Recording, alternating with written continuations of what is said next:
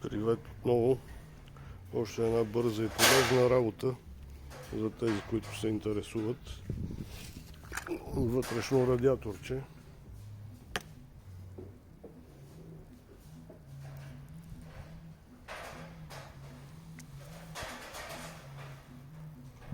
Вижда се как изпуска.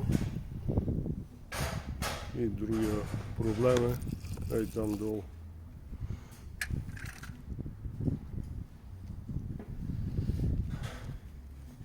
В ъгъла, в който изпуска.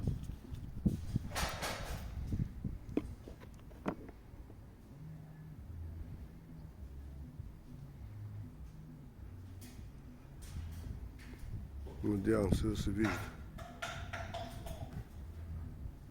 Пробваме отново, тъй като леко го позагубих като осветление. Единственото е, че това има къде да го стегна. Ето тук си има болчета и като го прикараш и толкова плътня.